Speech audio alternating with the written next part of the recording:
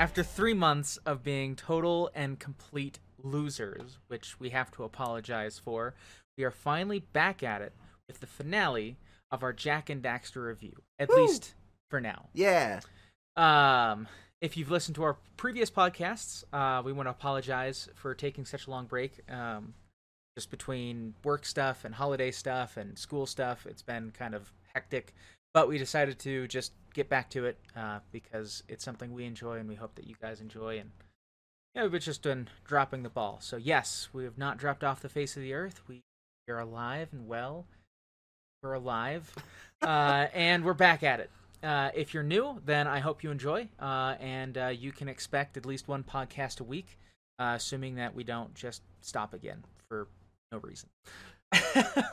Yeah, I'm doing well. I don't know. I mean, I can't speak for Jordan, but I'm doing pretty well. Anyway, so today, like we said, Jack 3, the third and final, depending on the opinions of the people you ask, game in the Jack and Daxter franchise, and our latest series review. We finished Jack 3 in like November, right? Beginning of December, November. So it's been a while. Has been a while. But we're excited to talk about it anyway because we've played Jack 3 so many times. There really were no surprises playing it. And we're excited to finally get to talk about it and do a full series, just a little short retrospective of all the games in the franchise that we've played, and talk about the high points, the low points, and everything in between about this game, and kind of compare it to the others. That's right. So, we are Reflections on Gaming. I'm Jordan. And I'm Weston. We're two people with a passion for gaming. It really is something that we both care about deeply, and I know a lot of people might think that that's silly, but if you fall in the same category as us, you understand just how powerful video games can be as a medium for both storytelling, entertainment, and art. And as such, we really enjoy talking about games, both the good things and the bad things. And we really are hoping to start a discussion with people kind of at a higher level. Now, if you look at our followers number, you know that hasn't exactly happened yet. But between our podcasts and Twitch, we do have a small, growing community, and we hope that you can join. I don't know. Well, as of the recording of this podcast, we're almost at 500 views. Now, compared to that to, like, Time Suck or freaking Radiolab or something, it's like, losers. But I don't know. It's nice to know that people are watching and keep coming back, and we'd love to hear from you guys in our Discord or social media or wherever. Like, really, we want this to be a discussion and not just blab. It's a lot easier to talk about things when you have people to discourse with. And we discourse with each other. But, and the people who show up to our Twitch streams, but we're always looking to expand that envelope and expand that number of people we have to talk with. Yes. Anyway, back to the topic at hand. On our previous reviews, we went through very methodically, mission by mission, through the Jack and Daxter games.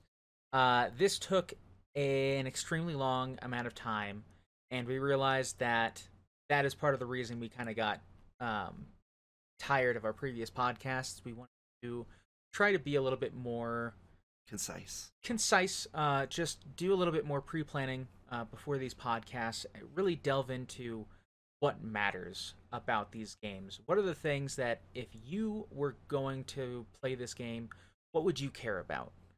And so today we're going to go over a couple of things for Jack 3, and hopefully we'll finish our review today. If not, perhaps this will be a 2-parter episode, but it will not be a 6-parter episode as our last review was. Or even close to that.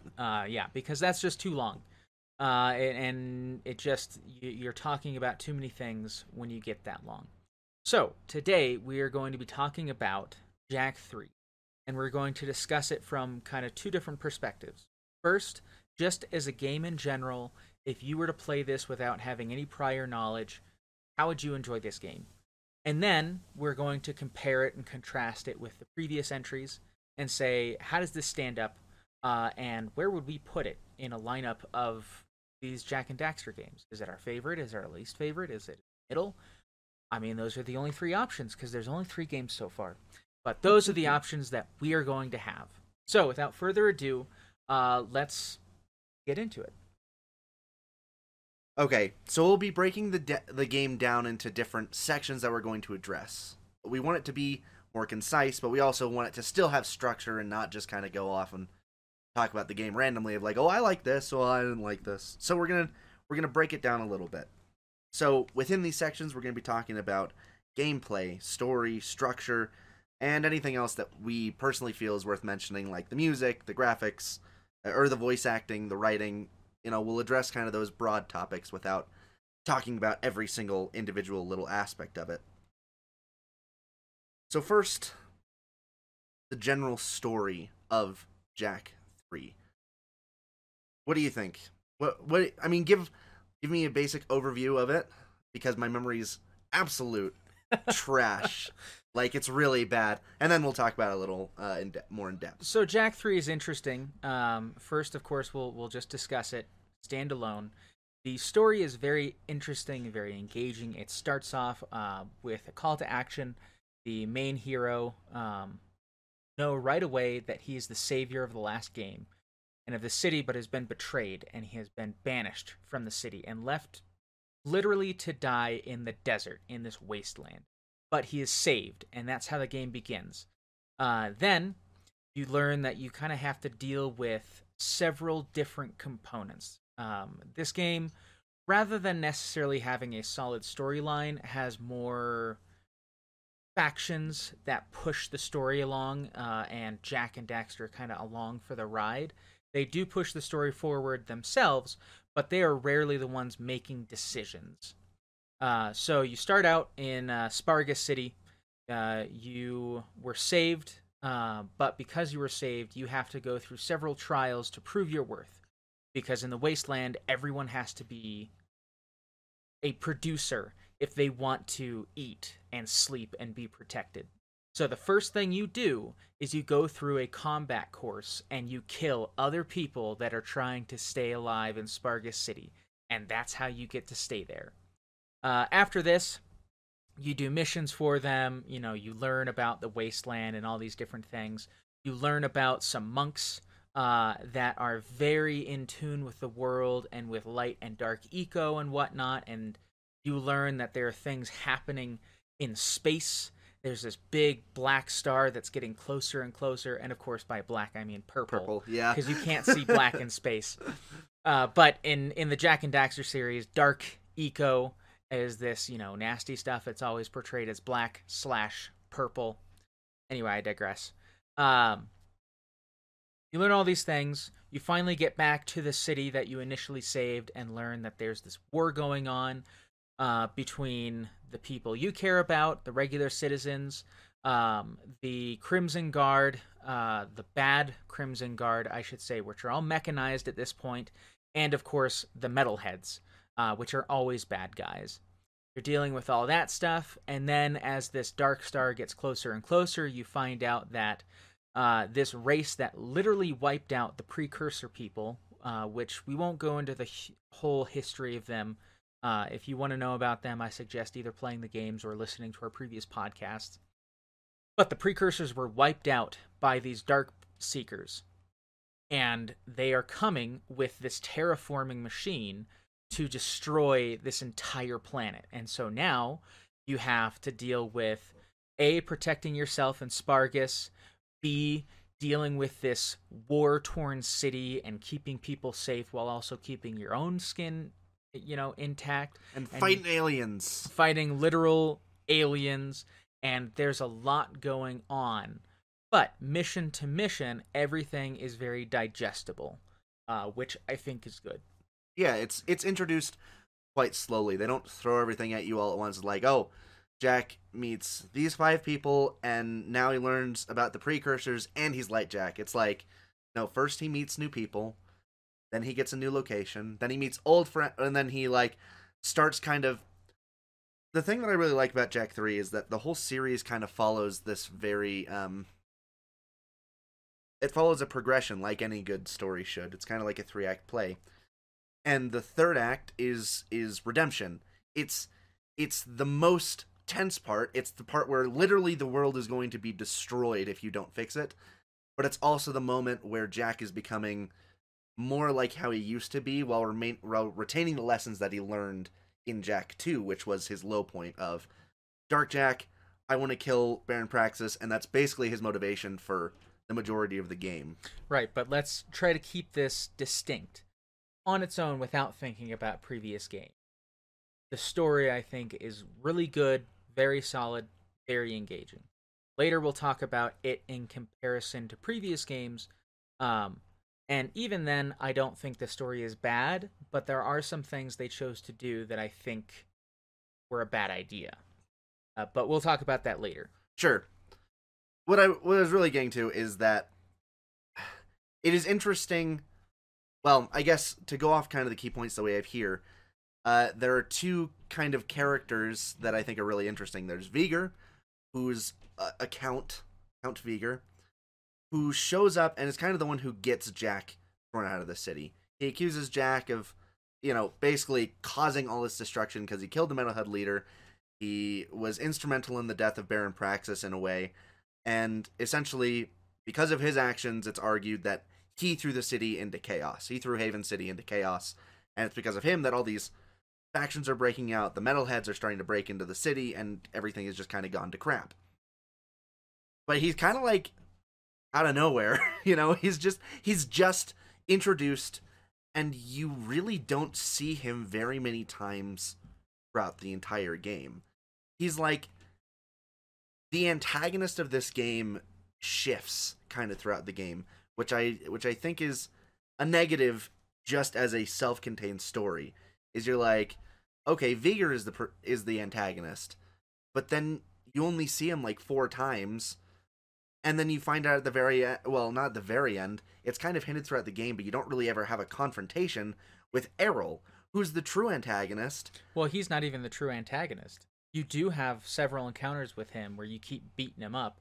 You learn about him first when you infiltrate the Crimson Guard. Oh, right. The Crimson Guard palace, and it's like, oh, that guy who rammed himself into a bunch of barrels and blew up, he's not actually dead.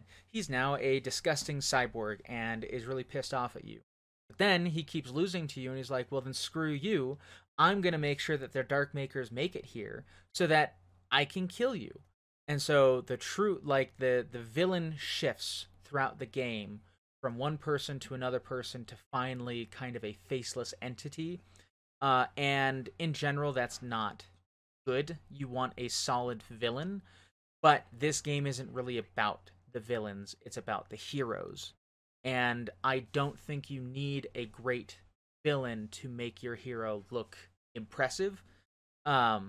So I guess it's really going to depend on your preferences story-wise for whether you like it or not. Because I like it. I don't think it's perfect, but I don't think that its shifting antagonist is bad because I don't think the story really matters. Like, I didn't particularly like Baron Praxis being the quote-unquote main bad guy of the last game because while he was a main figurehead that you wanted to take down, you rarely interacted with him, and so it felt about the same. Yeah. No, that's fair. I think probably in both scenarios could use a little bit more locking down and introducing the main antagonist as the Dark Makers are introduced as a threat, but like you said, they're faceless. They never even talk at all. So they're like, the danger doesn't feel as imminent as I think they were trying to make it feel, which is fine because a lot of the game is it is a character driven story. It's really more about seeing Jack kind of grow and go back to the city and reconcile with people, and the gameplay is obviously kind of forefront, as we'll talk about in a little bit. But I think there could have been a little bit done to enhance the story and make it slightly less disjointed. Yeah, I think at the end of the day, this is not a game to play if you are interested in a deep, engaging plot. If you have played the previous games up to this, it's a nice finale. It's open enough to have future installments, which it does, but it wraps things up nicely enough that it feels like Jack's hero's journey has finally been completed. he no longer has lingering issues to deal with. He is now a proper hero. Whereas in all previous iterations, it's always been like it hasn't felt like he's been complete. Yeah. So on its own, the story is fine, but not really what you're going to play the game for. So let's talk about what you are going to play the game for, which is, of course, the gameplay. Oh, yeah. For sure.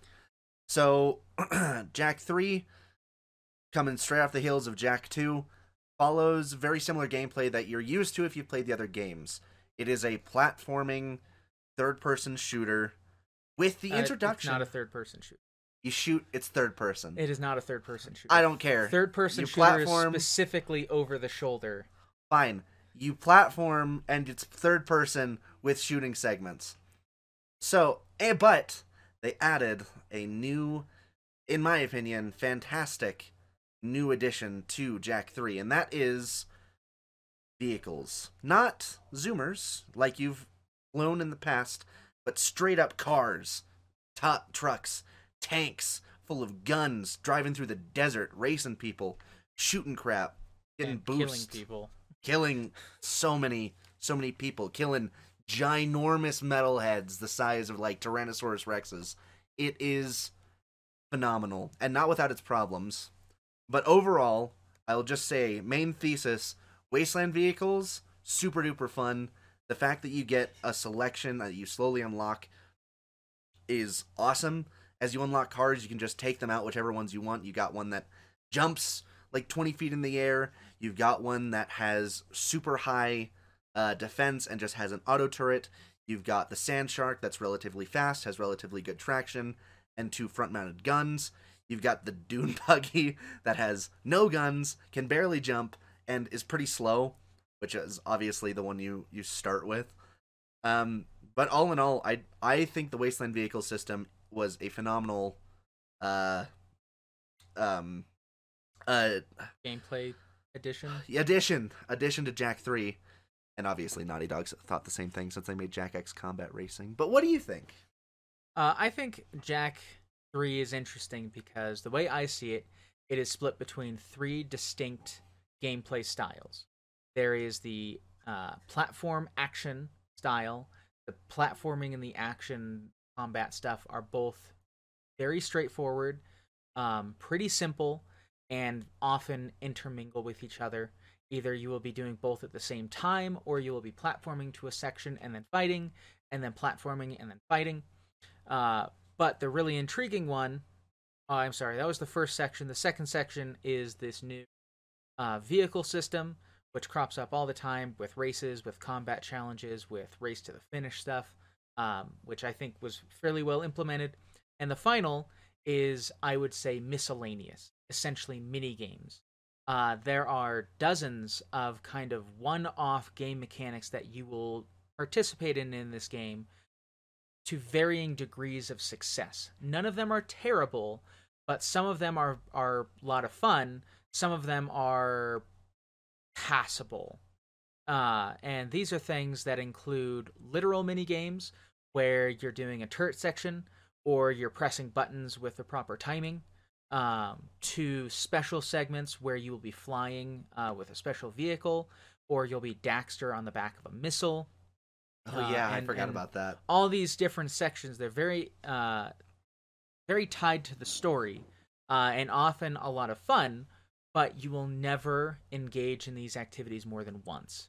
Except for a couple of them that become kind of mini games that you can come back to. But story-wise, they are one and done and gone. For the combat and platforming, I think it's just about perfect. I think they added too many guns without proper balancing. But all of them are fun when you have them, so that's not really an issue. Some of them, and this is definitely something I noticed in this last playthrough, on previous playthroughs of Jak 3, the second attachment for the yellow blaster is called the beam reflexor, which is just like the normal blaster. It's kind of a long-range rifle using yellow eco, except now it will bounce off of enemies and walls and the floor and obstacles and literally anything. And auto-aim to enemies. Now, every bounce takes an ammo, so it's not just like, why would you ever use the blaster? If you're low on ammo, it kind of makes sense sometimes. But it is extremely just it's like the best gun in the game, frankly, for crowd control especially. And that is what I used. I would use jump, spin, shoot at the same time, and I'd shoot off a flurry of beam reflexers, like up to 15 in a row, and just destroy a room of enemies. I am become death. But in this most recent playthrough, I started playing that way, but I gave some of the other guns more of a shot, and I agree that there are too many guns, and not all of them are actually useful in very many situations, but they are fun to use and a lot more fun to kind of play around with. If you're just trying to have fun with the game and not like blaze through it, I would recommend switching around and using some of them. The Natal Laser from the Blue Eco weapon is one of my favorites as well, which sends out a bunch of homing little Blue Eco shots that are kind of fun. Needle lasers. Needle lasers, in fact. Yeah. Anyway, as for the vehicles, I think that the vehicles in Jack are always a little too floaty. They very easily spin out, which I don't like. You can learn to work with it, but it's incredibly obnoxious. And it's just a mechanic. It's a bit like the slipping mechanic in Super Smash Bros. Brawl. Does it add anything to the game? Not really. Will it screw you over at inopportune times? Absolutely. I was going to say, does it add anything to the game? Yeah. Anger. A lot of anger. So I think that the vehicle sections are a good addition. The vehicle mechanics, however, can be infuriating. And it's the same with some of the kind of specialty missions that you will be doing with these very specialized mechanics. Some of them are great. Some of them can be incredibly obnoxious. Ones I'm thinking of are when you have to kill all the plants in the precursor basin with a jet board. Super obnoxious because you've got essentially a time limit, and you have to be very precise on a very imprecise vehicle.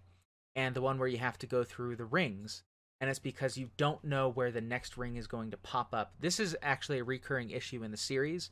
They have a lot of challenges where you have to go through rings, and what happens is you will go through a ring, and the next ring will just suddenly appear. There isn't a path to follow. There's no indication of where the next ring will be. It's just you see the ring on the map, you go to it, and then suddenly the next one appears. This is bad game design because it doesn't let the player know where they need to go next. You just need to know, and you'll be able to succeed. So people who play this on their first people who play this on their first time are going to have a bad time with it until they have done it several times and they just know the order that they need to go in. Two things in relation to that. One is, yeah, it's really bad, and sometimes they'll even put rings behind things where you can't see them when they pop up, and you just have to, like, search for them. Like, it's on the mini-map, but still. Most people are not looking at the mini-map because the terrain is complex enough that you can't. My other thing is, I wonder if the monk race on the back of the Flet lizard analog things was added late in the game after it had been playtested a little bit by people. Because in that one, there is a mimic ring that shows, like a gray, slightly translucent ring that shows up before you go through the ring you're trying to get, so you can see exactly where you need to go around the whole course. Not every time, because sometimes they put rings behind you if you're going up kind of a bend, but still it significantly reduces that problem of, like, okay, I went through this ring and now I have no idea where the heck to go, and now I'm in last place because all these stupid freaking monks are ahead of me instantaneously. So it's just kind of odd that they made it for that, and then that's the only time in the game it ever appears that way. Yeah, the only section of the story and gameplay that we haven't touched on yet is the light eco powers that you gain throughout the game. It's very interesting because you just kind of stumble across it. You're never told that you'll have access to these things. You just kind of go to this temple, you go through it, for some reason. It is certainly some not... monks told you about it, and they're like, "Oh, there's a place that's very close to eco precursors, blah blah blah." And he's like, "I should check it out." And then suddenly, you get in front of this giant precursor statue, and he goes, "Let me bestow upon you light eco powers." And it's like, okay, I had to be tortured for 2 years to get dark eco, and you're telling me that any of these statues could have just given me light eco powers? And then every time you return, after you've unlocked a new dark eco power, they give you another light eco power. And it's like, could you not have given me these beforehand? Like, in the story, they do not play a significant story, but they are required at the end of the game to, like, they're used in a cutscene. So the game acknowledges that they're there. They're not just some secret extras. But outside of that one cutscene and the cutscenes where you get them, you never talk about them. You never learn anything about them. You never talk to other people about them. And it feels a bit off. The powers themselves are fine, but I would say they are often a little too overpowered. I mean, one of them, you literally can heal yourself, and it stops time, so there is no penalty to healing yourself. I think they should have that thing is super... made it so that time did not stop. I think we only died a little bit more hectic. I think we only died like a handful of times, anything that wasn't an insta death, because we'd be like, "Oh, heal to full health," and you can heal to full health like twice with every full light eco charge you have. Right, and it's relatively easy to get light eco. On top of that, you get a defensive bubble that prevents you from getting any damage. So if you remember to use that, you can't get hurt to begin with. And then you've got the slowdown time, which is a bit more traditional. That one, I feel the restrictions are good because it's not particularly long. And then finally, you get the abilities to kind of triple jump / fly. And it's cool, but it doesn't really make sense in context with the other abilities. You know, all the Dark Jack abilities all make sense. It's all tied to you are unleashing this darkness, as opposed to Light Eco just does whatever the heck we want it to. Also, going back to the first game, it's weird that you can just start getting Light Eco everywhere, when previously it was like, whoa, Light Eco. That, like, we theorized it was real, but never saw it. And now suddenly it's just strewn in boxes. I know, right? It's just like, in jars. What? Which, getting, trying to get away from comparing to the previous games yet. But still, it's kind of an important thing. Yeah, I think in relation to the Light Jack powers, like you were saying, the first time you go to the temple, it kind of makes sense, right? Jack is told about this place by the monks. He's interested in going. Every time after that, it just shows up on the map. Like, it is not diegetic at all. Nobody mentions it. It's just like, oh, time to go back to the temple. I feel it in my loins. Or something like that. And also, the white eco wings are just so hideous. They look terrible. But that's okay. It's just a small little design. It's whatever. But yeah, besides those, we've covered the platforming, the combat, the guns, the many guns, the jet board, the vehicles, and Dark and Light Jack power. So I think that's pretty much it for gameplay specific. Well, let's just talk real quick about the guns to get back to my point about them Sure. being unbalanced. So in this game, there are 12 different guns you get.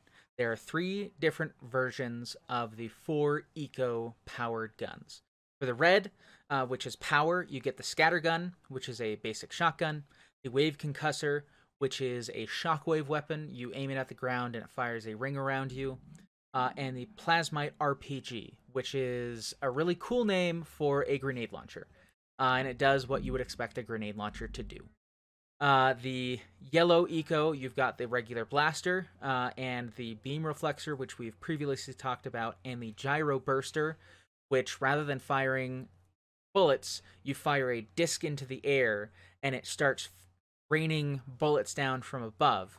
Also known as the Ammo Waster 3000. Yeah, it essentially does the exact same thing that you can do by jumping, spinning in the air, and shooting, except it uses a lot more ammo, is a lot less precise. and you don't even know where you're going to launch the disc. Like, there's no aiming for it. For the the yellow eco is precision blasting. Blue eco is energy. It starts with a Vulcan Fury, which is a heavy machine gun.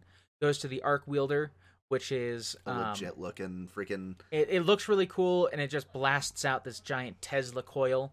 And then the needle laser, which we've also referred to before, are homing tri-shot blasts, which also not really necessary since you can jump and spin in the air and it auto locks on with the Vulcan Fury, the blaster, the beam reflexor, even the scattergun if you upgrade the firing capacity. Right.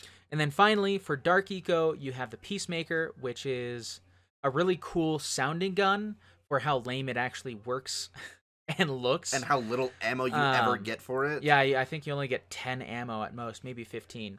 The Mass Inverter, which is super cool, but you'll never use it because all it does is lift enemies into the air. It doesn't actually do any damage. Maybe good for people who need some crowd control, but you need other guns to be able to kill them in the air anyway. So you'll probably be using those. And then the Supernova, which is super cool. It's literally a mini nuke that you fire off, but it uses so much ammo that you're never going to use it until you get infinite ammo, which at that point you're going to be done with the game anyway. Yeah, the Supernova is fun to use one time. Be like, hey, it wiped out all the enemies on the screen, and then you have to wait 2 hours to get enough ammo to use it again, so you're never going to use it again. Yeah. So the games are poorly. The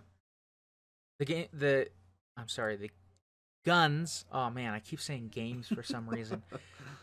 The guns are very poorly balanced because the standard guns that you get, the scatter gun, the blaster, the Vulcan Fury, and the Peacemaker, you will never need any gun that are not those. Once you get the Wave Concussor, it's kind of nice to use against a bunch of very little enemies in a couple of very precise locations, but you could get the same exact effect against land and air-based enemies with the blaster. So, not exactly great.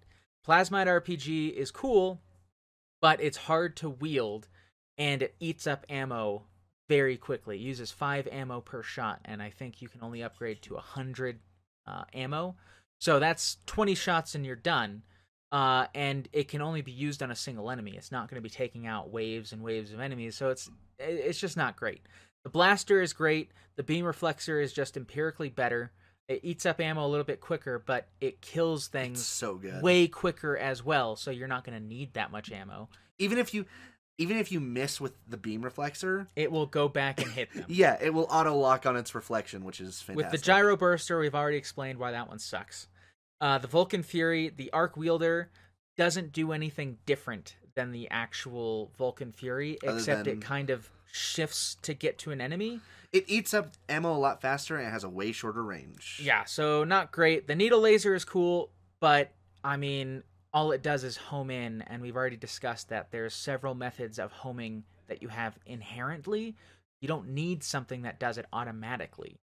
And then as for the Peacemaker, Mass Inverter, Supernova, they're all super cool and very powerful. Any one of them will take out at least one enemy. Well, except for the middle one. Will take out an enemy with essentially one hit, but you get so little ammo for it, and it's so situational that it's really pointless. The only time I think I remember using it was in the final boss to shoot the weak spot.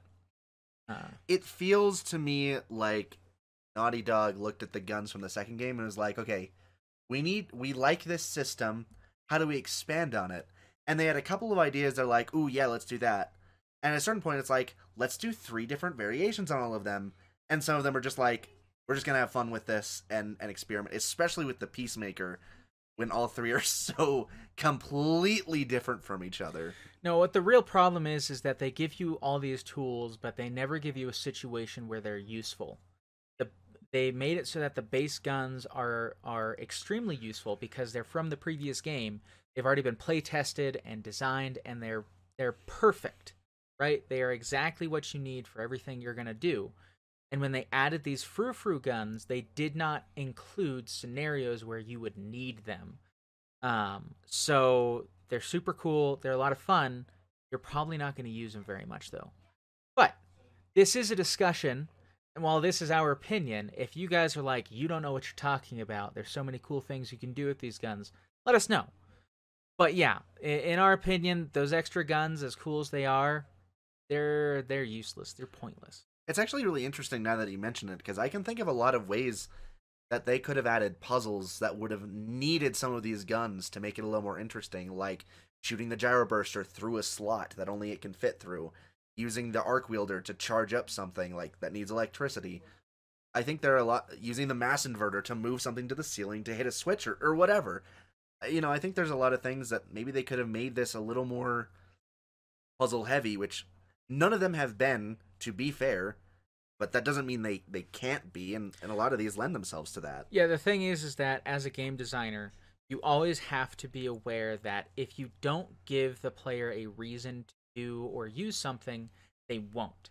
It's just inherent that players tend to play in a way that is the most efficient. Of course, there's some people who do challenge runs, and there's some people who like to be averse to that. But the majority of people who play video games will play, and they will maximize the fun out of a game. For example, in the original XCOM, not the original, but the newer XCOM, the first game that came out, people tend to use a lot of turtle strategy. Because if you lose someone, they will die, and they will never come back, as opposed to other RPGs where you can revive them. So, in the sequel, the game developers behind XCOM are like, okay, we think it is a lot more fun, and we designed the game around you losing people every now and again. So they implemented turn limits, where you would just lose the game if you did not accomplish what they told you to in a certain number of turns. Very restrictive. You really had to be sprinting the whole time to do. And that's because that's what they thought would be the most fun. And it is a lot of fun for a lot of people. But people who played XCOM hate it. They hate being forced to do that. So in the DLC, they changed it, or perhaps this wasn't the DLC, but this was a suggested improvement that someone else made. I don't remember which one it is, because I haven't played that game yet. But they changed it so that you can beat the game, you can beat each level in as much time as you want. But if you follow this stricter time turn limit, you would earn bonuses. And so you're giving the player agency to use all the tools that they have been given. And so the reason that these guns seem lackluster is because there's never a time where it makes sense to us to ever use them. Whereas if they had situations like you said, suddenly they're a lot more interesting, especially if you use them in a puzzle first to demonstrate their utility. For example, it says you need to charge this up, you start charging it up, and then it explodes. And it's like, oh, if I shoot people with this, not only does it do damage, but I can make them blow up and do splash damage to people around them. That is suddenly a lot more useful than just shooting them. Electrocuting water.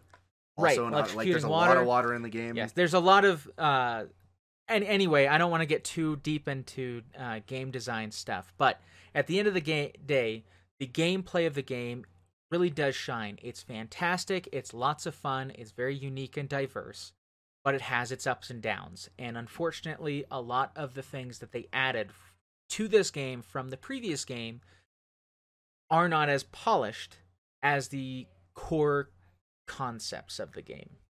Yeah. No, I agree with that. I think that's probably everything for gameplay, right? Awesome. So let's take a little look at the voice acting and the general writing of the game to kind of finish up our discussion of the game as a self-contained unit. Kira is a garbage dumpster fire. They obviously hired a new actor for Kira, and she just sounds so pixie-ish, if that's an adjective. You know what's interesting is she is voiced in the first two. I don't remember who she's voiced by in the first two, but in the third game, she is voiced by Tara Strong. Strong. Timmy Turner. Did Timmy Turner. Yeah. She did Raven. She did Powerpuff Girls. She is a very prolific, very well-known, very beloved voice actor. But no one likes her in this game. And it's not because she did a bad job, it's because she kind of tried to replicate the previous voice actor, who was very unique, and did not pull it off. And the game developers knew this, which is why they kind of shoved Kira to the side and removed the majority of the lines that she presumably would have spoken. Because there are times where she's in cutscenes and doesn't say anything when it would have made a lot of sense for her to say things. Like the very first time she sees Jack again at the phase wall, maybe she has a line, but it struck both of us while we were playing it. We're like, what is she doing here? She's not saying anything. It's just Samos talking. Right, and it's very interesting because she's an obvious love interest for Jack, and they continue that later on. And it's like, okay, if my girlfriend sees me after several months and I've cut my hair and I look all rugged and, like, you know, things have been going down and things are weird, if she's just, like, hiding behind her dad, I am not going out with her anymore. Yeah, not my relationship girlfriend. Over. Done. Mm-mm. She should at least be like, I've missed you so much, or how are you doing, or hey, like literally anything. So specifically writing wise for Kira, not great. And I have to presume that there's things going on behind the scenes as to why they couldn't have the previous voice actor, who did an excellent job. But for this game, even going in blind without knowing the previous things, she's a lackluster character and not written very, very well. No. Otherwise, I think most of the voice acting and writing is pretty good. Like we've talked about, there are some things where it's like... No. Otherwise, the voice acting is incredible. Yeah. The fact that this is such a cartoonish game, but it can make you feel things, the voice acting, the voice work for this is absolutely on point. It is something that Naughty Dog has been known for a very long time, is the way that they can write and they get emotions out of their characters. And it started here. They really did an excellent job in Jak and Daxter in this third one of having very believable people and voices. And like, these are characters that when I listen to them, I do not think, oh man, that was written so poorly, except for Kira. Or anything like that. I'm just thinking, wow, that guy's a turd, or that's a cool guy, or Jack, what are you doing? It's not Naughty Dog, why did you write this? It's Jack, what are you doing? And I think that's a sign of excellent voice work and at least competent writing. Yeah, talking about writing just dialogue scenes, really good. Writing interactions between all the things that happen in the game, I think that they were a bit overly ambitious in this game. There is a lot going on. And it does not all mesh super well. I honestly think if they had split this game into two, made this game just about the wasteland and all that stuff, expanded those elements, really dug deep into the wasteland and the wasteland lifestyle and all these things, and just had a couple of things about precursors and whatnot, and maybe a scene or two talking about the city, and then the next game be focused on the city and the war that's going on and the destruction, and then bringing Spargus into it and all these things, it would have been much better because there would have been more time to develop the characters and the storylines. But as is, it feels really very rushed. The writing is good, but the pacing and the way that the story evolves with the writing is weak. And it's because they tried to get so much done that it's too rapid and it's too compressed.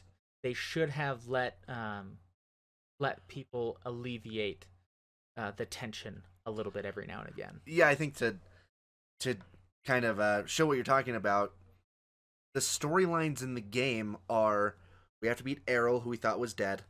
Vigor cast us out. Jack needs to get back into the city. He also needs to prove himself in Spargus. And oh hey, his father's back. But also there's an freaking aliens coming back. And he needs to be cured of his dark eco kind of darkness. And he's going to find out who the precursors actually, in large quotations, are. It's a lot to fit into one game. It is a lot.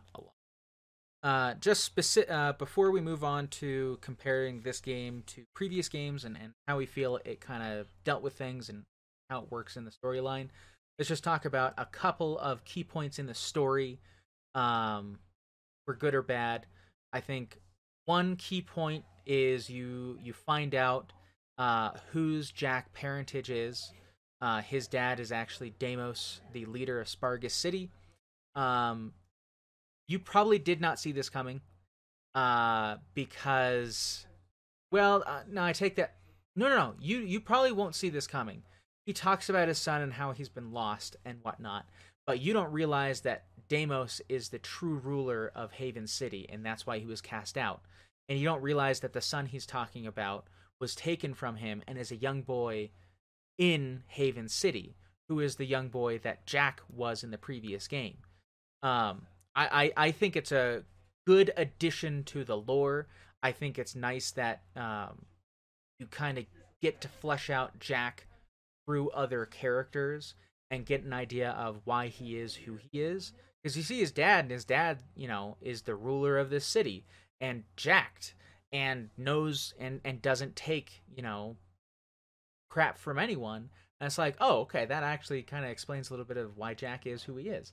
Yeah, that's true. The other thing is you find out who the precursors are, and in this game, you discover that at the very least, there are 3 precursors on Earth, and they are Otzels. They are the same creature that Daxter is. Now, once we finish reviewing all the games, I'd like to discuss some alternative theories that I have to them and some ways to make them more interesting. But on their own, I think it was a bad idea to just say, oh, precursors are these furry little Otzels. And all this thing with all these dark, deep voices and stuff was just tech. Because they're like, oh, if you knew that this advanced race was little Otzels, you wouldn't respect us. And it's like, first of all, they're supposed to be dead. Second of all, if you had shown us that's what you look like from the inception, no one would care. Everyone would be like, Otzels are dope. Because the only reason you'd have a preconception about them is if you didn't know that's what they looked like from the beginning, and that's why. And I really feel like it's supposed to be a very comedic moment because the 3 precursors are a fat guy, a stupid guy, and a surfer dude, which doesn't make any sense, and I do not like this precursor point. I think it leads to some funny stuff, with Viger being turned into one Otzel and Tess being turned into Tess being turned into an Otzel. Yeah. But Tess disappears, and Viger disappears, and it's just I don't like this precursor thing. Yeah, it was dumb. Straight up, it was just like, hey, you know what would be funny? And then they did it. I don't know. It's just weird. And then the last thing is they insinuate at the end of the game that Jack is Mar, who you've been talking about for the past 2 games, and had built Haven City and was this founder and built these power grids and did all these different things. And they're like, oh yeah, your real name is Mar, not Jack. And these Otzel precursors are like, let's go back in time and you can set things up. And Jack is going to go with them and be Mar. But then at the last second, he's like, I decided not to. And then they all start phasing out of existence. And it's like, okay, is he Mar or is he not Mar? I don't think he's Mar, and I think it's a stupid, insinuation they ever had because he should not be Mar. Jack has never been an incredibly intelligent character, and not all heroes need to be super smart. In fact, if you look at most games, movies, and fiction, most heroes are stupid. They're, dumb. Real dumb. But that's okay because they're nice and they're endearing and they're trying to do the right thing. And that's all that really matters is they're trying to and generally succeed in doing the right thing. Anyway, for those specific things, I think it was bad. But for the majority of the story, it's great. So with those things in mind, let's discuss how this kind of works in the overall mythos of Jack and Daxter. Well, I guess if we're going to compare it to both games kind of sequentially, compared to the first game, it's very similar to a comparison of Jack 2 to Jack 1. It's very different. Jack talks. He has a personality. I mean, he has a personality in the first one, but a much stronger personality. The platforming is tighter. Like, the first game, for sure, set up Jack 2, Jack 3. But of the trilogy, I don't think it can really be comparable in quality. Like, just, it was almost like a proof of concept. It's an entirely different genre. Yeah, exactly. It's so different. It's hard to compare. But for the things you can compare, such as story, platforming, and combat, it outshines it in every way. So that's, I mean, I don't know. Do you have anything else to add for that? Well, I was thinking more along the lines of the story going from 1 to 2, 2 to 3. The story going from 1 to 2, as disparate as it is, it feels perfect. It feels like everything makes sense. Nothing came out of right field. And it's weird because you play the first game, it's very family friendly, E-rated game. There's no cursing, there's no bad mouthing. Like, the worst that you get is what Kira is wearing and some innuendo stuff from Daxter, and that's about it. And it's all set in the past, and Jack doesn't talk, and blah, blah, blah, blah, blah. Second game, suddenly you're in the future, and you don't even know it's the future, and Jack talks, and he's a bad boy, and he's got dark clothes on, and he gets guns, and he kills people, and there's all these crazy things happening, but it just feels contiguous. Whereas, the second game to the third game does not. It feels really weird because at the end of the last game, we just saved the city, we destroyed the metalhead nest, which should have wiped out all the metalheads, and everything was hunky-dory. There wasn't really anything to incite an action opening for the next game. But then the next game, in the third one, Jack has been betrayed by Count Feger, who didn't exist until now. Count Feger somehow gets the council, which did not exist until now, yeah, and you never see, and you never talk to, and are never brought up again, kick Jack out for some reason. To die. And somehow, there are now robots that are the new Crimson Guard that are literally waging a war on Haven City. Like, where did they come from? How did they get all these resources? How did they suddenly all, like, get here en masse enough to take on the city? They have literally torn the city apart. Metalheads are still everywhere. Apparently that nest had nothing to do with them. And they have also taken out an entire chunk of the city somehow. Also, there's, like, new giant metalheads with cannons on their backs that I guess the metalhead leader never thought about, like, sending to the city. And then you've got the Wasteland, which isn't bad or anything, but it seems like they're a pretty well-known entity. And this Spargus city is gigantic, but no one knows about it for some reason. And it's just, the game is good, the story is good, but the transition from 2 to 3 is terrible. Mm-hmm. It is bad because there's no setup. They just invent things to give it an action opening. And this goes back to my idea before that this game should have been split in two. And then there could be a much more gradual build-up to the eventual literal world-ending events that happen at the end of this game. And I also think that a little bit more time in the oven would have let them have a little bit more options to expand some of the gameplay scenarios. So I really don't like how this game starts in comparison to the previous two. And I know that it's a weird thing to say this because the second game was exactly the same.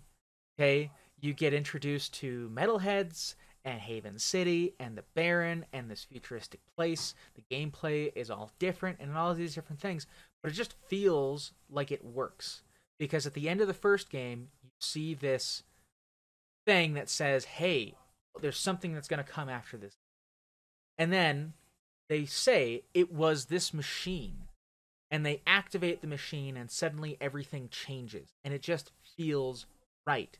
As opposed to this one that's saying, it feels like it's trying to gaslight you into thinking that all these people existed before, and you're not missing out on anything when you absolutely are. Yeah. No, it is really interesting. You know, the first game sets up this world of, like, eco, right? And it's like there are people that want to exploit eco, there are masters of eco.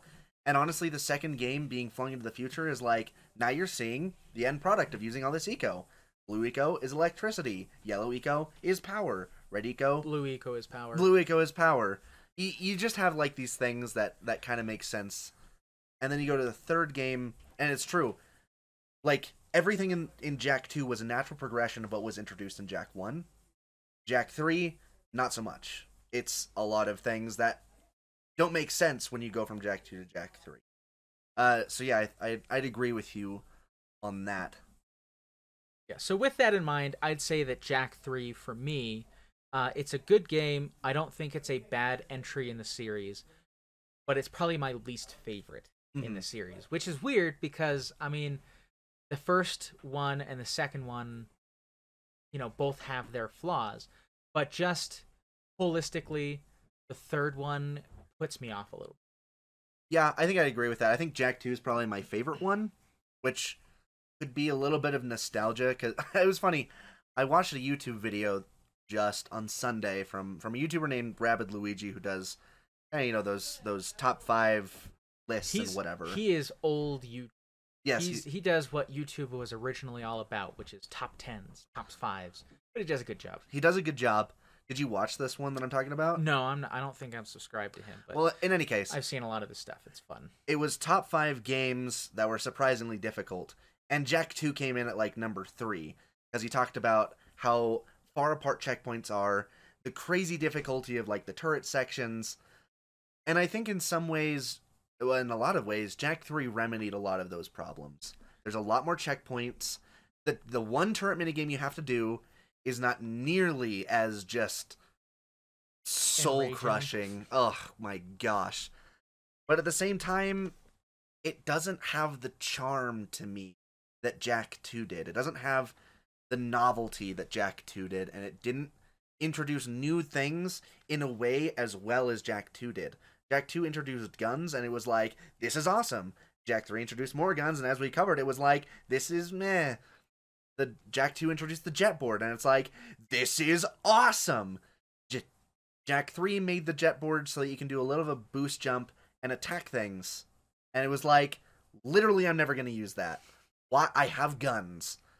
So, yeah, it's good because it carried over a lot of the great things from Jak 2, but it's disappointing because it didn't build off of them in a way that was really fun or engaging. And the story is great, but, you know...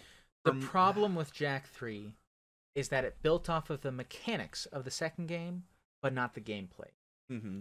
And so it evolved almost everything that you did in the previous game, in the combat, the vehicles, the story, but it didn't do anything with those additions.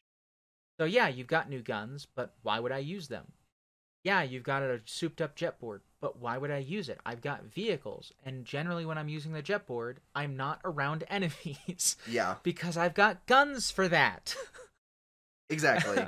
So it's just, yeah, it's a very interesting dichotomy where they have enhanced and increased all these things in the game. I didn't do anything with any of those things, so they feel lackluster. And not because they're bad, just because there's no reason to. Right. So I think at the end of the day, we can agree that all of them are good games. But I think for both of us, Jak 3 is at the lowest end of the list for me just because it was disappointing. And I don't feel disappointed. Jak 1 is just a fun time, short little romp, good stuff. Sets up for Jak 2 that introduced so many awesome, great things, and Jak 3 felt almost like it was reaching, that it's still a fun game, but it just didn't accomplish the same thing that the first and the second do for me. I would say, first, a caveat. I believe that the Jak and Daxter franchise does not have a bad game. Infuriating games, yes. Yeah, I was going to say, are you sure? But does not have any bad games. And I think that overall, It is a series that I would love to go back to, and that I think everyone should play. But the third game out of these three is my least favorite. It would be higher on the list, except that the first game in the series is so short and fun to play through that I have literally completed the Platinum Trophy for it 3 times on 3 different systems. And I played it before on just PlayStation 2 tens of times because it's short, it's quick, it's easy, it's fun. And Jak 3 is not something that I would go back to and do that with because it's just not as quick and easy. Yeah. No, for sure. I think, 5-10 years down the line, I'll definitely come back to these and probably beat them all again. But it will be because I want to play the first one and the second one, and then I'll play the third one just to round it out, if you know what I mean. Yeah. And it's too bad a lot of game series are like that, but I think there is an excellent way for the series to be revitalized and to come back and to do some fantastic things. I do not think that anything has happened in the series for it to be dead in the water like it is today, and I hope that in the future, at the very least, we can get some remasters. For sure. In the age of, and obviously this is slightly off topic, but in the age of Crash Bandicoot, Crash Bandicoot Reignited Trilogy. Wait a minute. No, what is it? What's the Insane Trilogy? Spyro Reignited Trilogy. Resident Evil 2 Remake, Resident Evil 3 Remake, Resident Evil 4 Remake that is almost certainly around the corner. Why not? Like, this is a classic PlayStation Sony defining series. And Ratchet and Clank has its revival. A Sony defining studio. Yeah. Like, every single game series that they have come out with has been a defining series for the PlayStation. Crash Bandicoot was the first Naughty Dog, and everyone knows about that. Then Jak and Daxter, and everyone knew about that. They were Uncharted. Literally part of the mascot trilogy for the PlayStation 2. It was Ratchet and Clank, Sly Cooper, Jak and Daxter. They made a game with those 3 mascots together because everyone knew about them. Then you got Uncharted. Then you got The Last of Us. Then you got Uncharted again, and The Last of Us again. And probably those series will probably not go anywhere. Well, we'll see what happens with those guys, but at the very least, we know that Naughty Dog has done incredible things. So whether they continue with the series or not, I think there is room for it to continue growing and improving. And while 3 may not be my favorite, it is a respectable entry in the franchise, and it still makes me hope for more. Well, and as a leaving thing, there's nothing, we are not said at any point any of these 3 games are perfect.